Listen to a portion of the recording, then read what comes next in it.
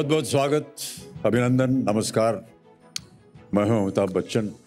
देखिए, सड़क सुरक्षा अभियान 2025 ये सिर्फ एक पहल नहीं है, ये हमारे बच्चों, परिवारों और आने वाली पीढ़ियों के पुनर्जागरण का वो प्रयास है जिसमें हर भारतीय को भाग लेना आवश्यक हो जाता है। तो आइए इस सफर को हम सब मिल करके तय करें और एक सुरक्षित और खुशहाल भारत की दिशा में कदम बढ़ाएं। Earlier, we spoke about how many people, especially children, feel vulnerable when they're on the roads of Bharat. Now we look at solutions as this issue needs priority intervention. ये सीट बेल्ट आप सबके लिए mandatory कब कर रहे हैं? क्योंकि वाहन तो एक है, सिर्फ आगे वाला क्यों सीट बेल्ट मैंडेटरी है? आगे की 2 सीट्स को सीट बेल्ट मैंडेटरी 1 अप्रैल 2019 पे हुआ था सर के आदेश के बाद, और अब all front facing seats, forward row as well as second row, ये 1 अप्रैल 2025 से मैंडेटरी हो जाएंगी। इसका कारण ये है कि आगे के रो में बैठने वाला एवं पीछे की रो में दोनों की वल्नरेबिलिटी एक्सीडेंट सिचुएशंस में है, और सेफ्टी एक होलिस्टिकली देखने के लिए दोनों रो पे सीट बेल्ट लगाना जरूरी है। विक्रांत, अब इस परिवार में आप शामिल हुए हैं, आज इस चर्चा में शामिल हो रहे हैं। कौन सा ऐसा पॉइंट था जो आपको लगता है कि इंडिया में ड्राइविंग को लेकर, सड़क सुरक्षा को लेकर, रोड सेफ्टी और बिहेवियर को लेकर बदलना चाहिए या लोगों की उसके ऊपर नजर जानी चाहिए? अनफॉर्चुनेटली मेरे जीवन में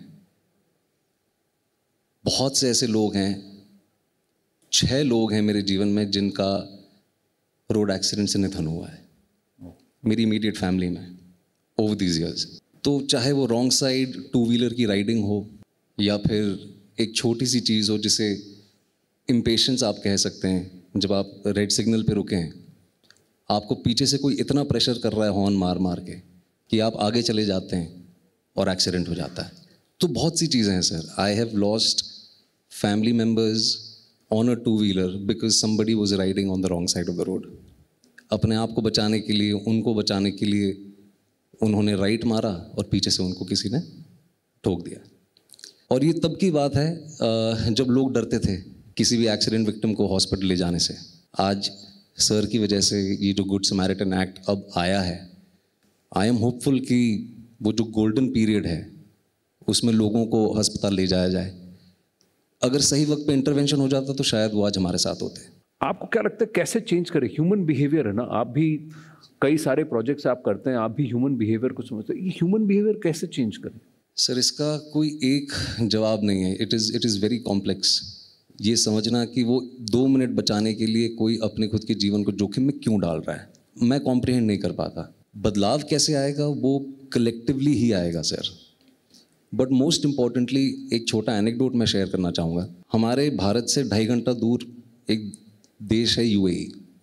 यहीं के लोग वहाँ जाते हैं, सारे लॉज फॉलो करते हैं क्योंकि वहाँ पे लॉ एंड ऑर्डर का डर है।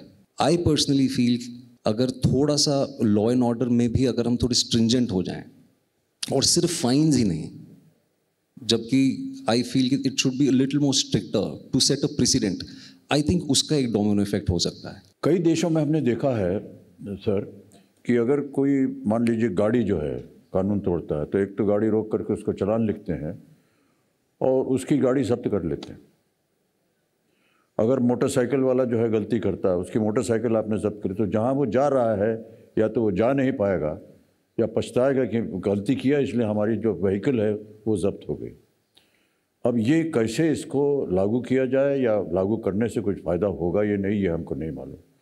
लेकिन कई ऐसे देश हैं जहाँ पर रास्ते बहुत लंबे हैं, उनके लिए गाड़ी जो है बहुत ज़रूरत है। एक निश्चित रूप से उनके लिए एक वाहन होना बहुत आवश्यक है, और उनकी जब वाहन चली जाती है तो उनके लिए बड़ी असुविधा हो जाती है। इसलिए वो ये नहीं गलती करते ताकि उनको मालूम है वाहन जो है, हमारी जो गाड़ी है वो जब्त हो जाएगी। अभी हमने फ़ाइन बहुत बढ़ाया है, और एक बात ज़रूर है कि फ़ाइन बढ़ाने के बाद में भी लोगों के बिहेवियर में जितना हमने अपेक्षित किया था उतना बदलाव नहीं आया, और इसलिए ये एक विचित्र ऐसी अवस्था है कि कानून के प्रति डर भी नहीं और सम्मान भी नहीं। तो एक तरफ हम लोगों को कानून के द्वारा समझाने की, जगाने की, उनका माइंड सेटअप को बदलने की कोशिश कर रहे हैं, और दूसरी ओर धीरे धीरे हमको, जैसे एक बार कोई अगर गुनाह करता है तो उसको इतना फाइन लगे, पर वही गुनाह अगर वो दूसरी बार करता है तो उसका फाइन और तीसरी बार करता है तो ड्राइविंग लाइसेंस जब्त करना।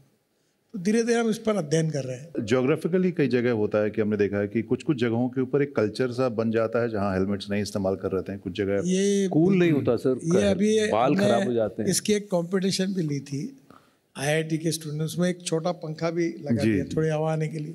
उसमें भी एक प्रॉब्लम है, हेलमेट को ISI मार्क वाले हेलमेट, अब कोई भी आके कुछ भी घटिया हेलमेट तैयार करके रोड पर रख देते हैं और वो इसकी कीमत हम जो 2000 है वो 700 में 400 में दे देता है। तो अभी हमने ये मैंडेटरी किया है कि हेलमेट का भी स्टैंडर्ड तय हुआ है और वही हेलमेट आप खरीदी करिए, ये लोगों से आह्वान करते हैं, क्योंकि वो दिखता है हेलमेट जैसा और उसकी मजबूती जो है वो सिर में वो सर पहले फूटेगा, वो बात सही है। या विक्रांत? नहीं, ये जो सर ने बात कही है कि जो low quality non ISI marked helmets हैं, आप नेशनल हाईवे पे देखेंगे 2-2 किलोमीटर तक लोग उसे रोड की साइड पे बेच रहे हैं और वही आधे दाम में खरीदने के लिए लोग वो चूज़ कर रहे हैं। यहाँ पे सिर्फ फाइन बचाने के लिए अधिकतर लोग, मेरा ये मानना है, मैं मुंबई शहर का रहने वाला हूँ, यहाँ भी मैंडेटरी है, पर बहुत लोग हैं जो नहीं पहनते हैं आज भी। वो सेफ्टी के लिए नहीं, सिर्फ फाइन बचाने के लिए हेलमेट पहनते हैं। वैल्यू फॉर ह्यूमन लाइफ जो है उस पर ज़्यादा ध्यान वो ग्राहक खुद नहीं दे रहा, अपनी खुद की जान पे ज़्यादा वैल्यू नहीं है। Cutting edge technology and AI have immense potential to solve so many of our issues. Smart traffic management से लेकर दुर्घटना की भविष्यवाणी और दुर्घटना स्थलों की जियोलोकेशन तक. We'll be discussing all of that and also transformative power of impactful corporate social responsibility, CSR efforts, to bring about meaningful change. Let me start with you, Samantha ji. Thank you very much. Welcome to Sadak Suraksha Abhiyan. Let me ask you your thoughts on road safety. Why did you say yes when we approached you and we asked you, will you please join us here in this campaign? I read the campaign, and what appealed to me was the fact that you are asking people to appeal to their higher responsibility, their conscience, self-reflection. Am I doing the right thing? I think for the longest time we've been driven by rules, fear of getting caught, fear of what other people might think, but never really, am I doing the right thing? Am I doing the right thing for the people around me, for my family? And this part of the campaign is what appealed to me immediately. It's something that I resonate with, and it's something that I try every day to do myself, hold myself responsible for my actions. And this is why I immediately resonated with this campaign. In terms of empathy, like you said, am I doing the right thing? Do I really care? Do you see that around you, or do you think we need to be a little more caring? There's always room for improvement, isn't there? But I do see that we have strong influence that is beginning. People are beginning to speak out, and the right voices are being heard. And I think that this is a great time, especially on social media, where people are able to be transparent and be themselves, and they are being appreciated for it. So I think it's a great time to be a part of social media and have the right mentors, the right people influencing you. And I think that we are on the right track. Ajay ji, let me ask you, how can we incorporate technology to make our roads safe, to ensure people care more or we preserve lives? किसी भी गाड़ी में अगर आप देखें तो करीब 200 से 500 सेंसर्स लगे हुए हैं जी, और बहुत सारी गाड़ियों में अगर आप देखें तो 8000 से 2000 तक माइक्रो प्रोसेसर्स लगे हुए हैं। तो एक तरह से जो गाड़ी है वो आज गाड़ी नहीं रह गई है, it is called computer on 4 wheels. तो उस तरह की जो टेक्नोलॉजी जब इनकॉर्पोरेटेड है अंदर, तो उससे आर्टिफिशियल इंटेलिजेंस यूज़ करके हम बहुत फ़ायदा उठा सकते हैं। और ये सारी टेक्नोलॉजी आती जा रही हैं, रोज़ अलग अलग टेक्नोलॉजी आ रही हैं। जैसे आप गाड़ी चला रहे हैं और आप डिस्ट्रैक्ट हो गए, उसको पकड़ लिया जाएगा। अगर आपको कोई आके गाड़ी मारने वाला है, सेंसर्स आपको वार्न करेंगे। तो इस तरह की सारी टेक्नोलॉजीज जो हैं वो गाड़ी के अंदर अब आ गई हैं। जैसे आप रोज़ अलेक्सा यूज़ करते हैं, सीरी यूज़ करते हैं, उस तरह की वॉइस असिस्टेड चीज़ें भी गाड़ियों में आ गई हैं। तो ये टेक्नोलॉजी जो है वो बढ़ती जा रही है। अभी तो जो सेंसर्स हैं वो नॉर्मल सेंसर्स हैं, कुछ दिनों में क्वांटम सेंसर्स भी आ जाएंगे जो एकदम छोटे होंगे, इतने पावरफुल होंगे, इतने एक्यूरेट होंगे कि एकदम इंस्टेंट आपको वार्निंग मिलेगी। Speeding is another issue, Ravinji, and I want to ask you this. Internationally, this is an issue. Speed thrills, and there are people who are ready to risk their lives. Some of them find that the most liberating experience, that they're right on the precipice. They're challenging death. How can tech stop people from really getting to that corner, that precipice where they're flirting with death? You're right that speeding is the biggest cause of accidents in India. And I can give you some data, perhaps. 95% of India drives within 5 kilometers of the speed limit. So if the speed limit is 100, they drive between 95 to 105. Yeah. 5% of India, on the other hand, drives in an insane manner, which is criminal. The highest speed that we have recorded in India on an enforcement camera is 249 kilometers an hour on the eastern peripheral in Delhi with 2 motorcycles that were racing. Wow. On the Bombay-Pune Expressway, we have recorded speeds of 198 kilometers an hour. These kind of speeds are criminal because you're no longer endangering yourselves, you're also endangering the other people on the road because you're not accounting for what might be happening ahead of you at speeds that are half your speed. So enforcement technology cannot do anything unless it's backed by legislation that is using the technology to change the behavior of the drivers. What can AI do? AI can identify if you're using your mobile phone when you're driving, already being implemented across the world, whether you have a seatbelt or not. But now also if your car is moving in a lane in such a way that can detect you are impaired by either alcohol, crystal meth, or marijuana. So AI can really do a lot, but as I said, the underlying logic is there must be in enabling legislation. आज की तारीख में अगर आप 80 के ऊपर जाते हैं तो आपको गाड़ी में एक बीप आती है, आप 100 के ऊपर जाते हैं तो वो कंटिन्यूअस बीप आती है। वो कलेक्टिव कॉन्शियसनेस जो हमारे अंदर है उसमें गड़बड़ है। मैं ऐसे लोगों को जानता हूँ जो 1-1 करोड़ की गाड़ियाँ लाए हैं, शोरूम से निकाल के सबसे पहले जाके कुछ सेटिंग ऐसे करा दी है कि वो बीपर बंद हो जाए, और वो आपको फैसिलिटीज़ मिल रही हैं बाहर।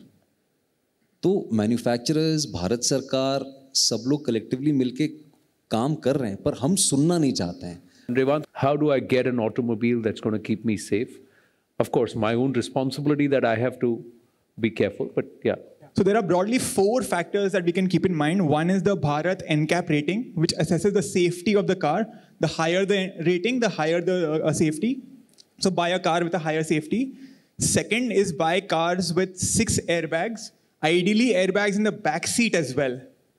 Third is buy cars with an anti-braking system, so ABS.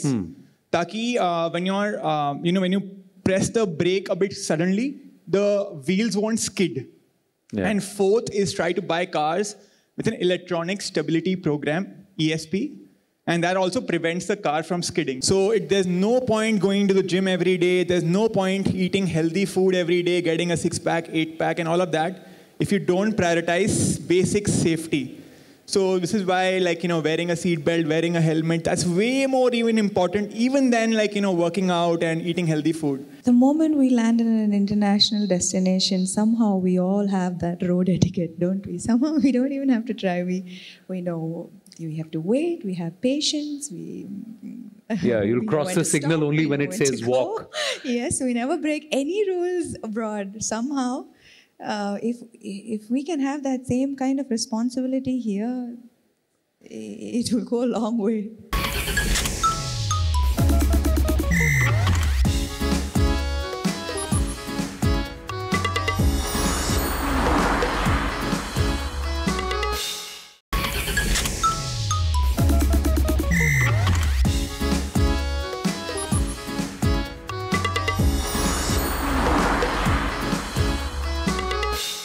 देखिए देवेंद्र सन्नो, सड़क सुरक्षा जो है ये एक बहुत ही अहम मुद्दा है, क्योंकि इसके दायरे में हम सभी आते हैं।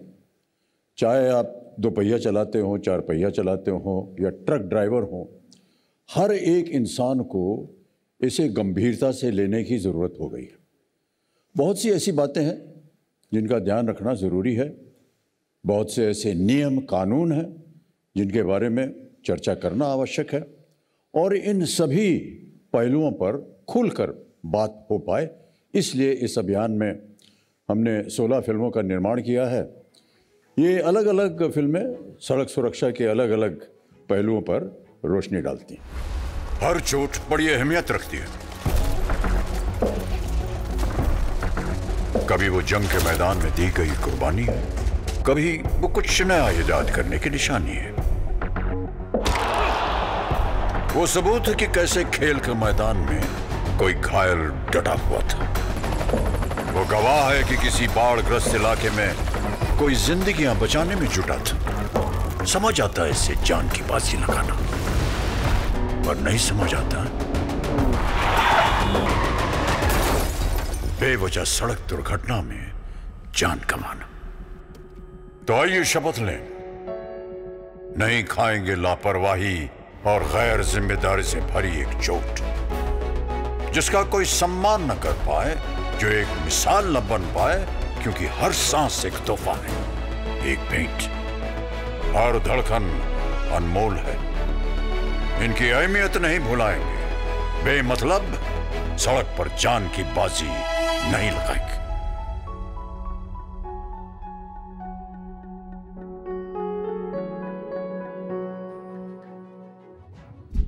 सड़क सुरक्षा के नियमों का जो उल्लंघन हम अक्सर जल्दबाजी में करते हैं, एक हड़बड़ी सी रहती है हमेशा जल्दी पहुंचने की। आखिर कोई हमारा इंतज़ार कर रहा है, इस दबाव के चलते हम रेड लाइट जंप कर देते, रॉन्ग साइड से गाड़ी निकालने की कोशिश करते हैं। देखिए, तुम्हारी बेटी का बर्थडे है, सब आ गए हैं, तुम ही नहीं आए हो। जल्दी आओ। आ गया। चौंकिए मत, आपकी बेटी और मुझे आपसे कुछ कहना है, और सिर्फ आपसे ही नहीं, जो भी जल्दबाजी में सड़क दुर्घटना का शिकार हो सकता है, उन सब से भी कहना है। उन महोदय से जो ऑफिस की दौड़ में सब भूल गए, उन सज्जन से जो बड़ी जल्दी में बच्चों के स्कूल गए हैं, उन दूल्हे राजा से जिनकी सब्र की लिमिट जो है वो खो गई है, और उस बंधु से जो डिलीवरी की जल्दी में कर रहा है सेफ्टी से इनकार। जिनके लिए आप जल्दी मचा रहे हैं, वो आपसे कहना चाहते हैं, जल्दी मत मचाओ, अरे जल्दी मत मचाओ, आराम से आओ। जल्दी मत मचाओ, अरे जल्दी मत मचाओ, आराम से आओ। आराम से आओ। जीवन है अनमोल, सबको बताओ। जल्दी मत मचाओ, अरे जल्दी मत मचाओ, आराम से आओ। हर साल हमारी सड़कों पे लाखों लोग जल्दबाजी का शिकार बनते हैं। तो आइए हम सब मिलकर ये शपथ लें कि जल्दी आने का दबाव नहीं डालेंगे, सड़क सुरक्षा से जुड़ा हर नियम मानेंगे।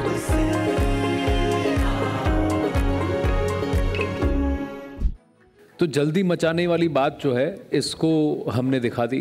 तो इसके बाद अगला हमने इसमें एक सीरीज किया है जिसमें अमित जी जाकर लोगों को टोकते हैं और कहते हैं, भाई मैंने क्या सिखाया तुम्हें, कि जल्दी मत मचाओ, आराम से आओ, जीवन है अनमोल, सबको बताओ।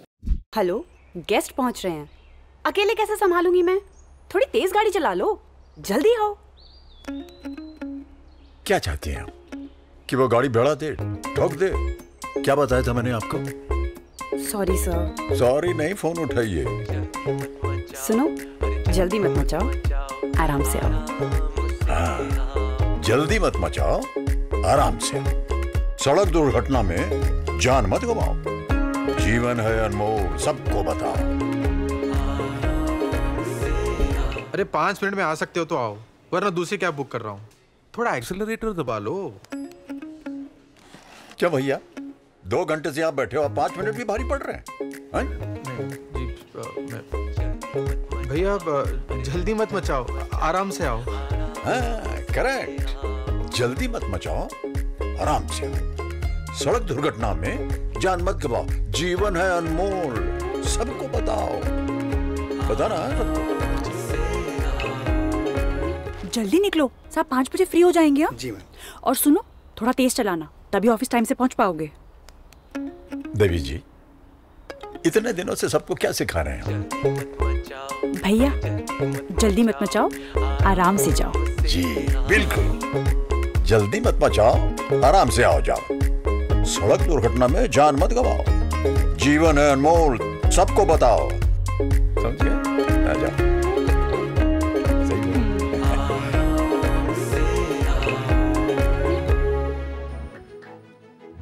मुझे लगता है ये काफ़ी अच्छे आपने तैयार किए और अमिताभ जी ने कहे बहुत लोकप्रिय होंगे और इससे लोगों का माइंड सेटअप बदलेगा। ये आपकी मेहनत काम आएगी। आपका निजी फेवरेट कौन सा है? सर सभी के सभी।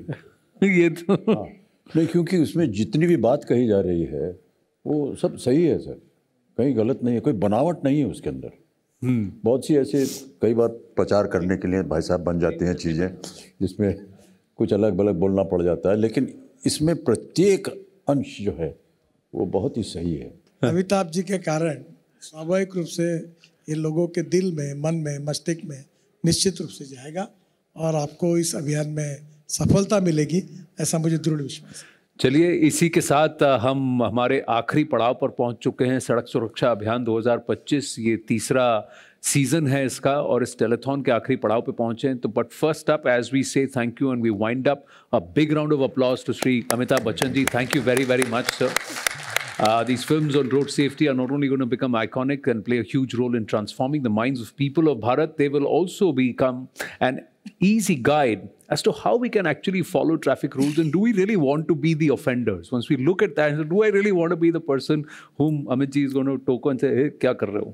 So as we conclude season 3 of Sadak Suraksha Abhiyan, we want to take this opportunity also to thank the Union Minister for Road Transport and Highways, Shri Nitin Gadkari ji, for his guidance and support and unwavering support. So I've got to really thank you for your passion, sir. Thank you so much. Without his vision and strong desire to see Parivartan, this campaign would not have been possible. We'd also like to thank the Road Transport and Highways Ministry for their assistance. We're also grateful to Shri Prasanna Joshi ji, Shri Shankar Mahadevan ji, Shri Pankaj Tripathi ji, Shri Vikrant Nasi, Ms. Samantha Ruth Prabhu for being here today and also doing their bit for a national cause. And remember to always follow all road safety rules and regulations. Your life too is precious, too precious to be lost in a road crash. Never forget. परवाह करेंगे, सुरक्षित रहेंगे। तो जाते जाते परवाह करेंगे, सुरक्षित रहेंगे, हमारा ये एंथम प्लीज। अपनों के लिए और अपने लिए, धड़कन के लिए, जीवन के लिए एक वादा दोहराते रहेंगे।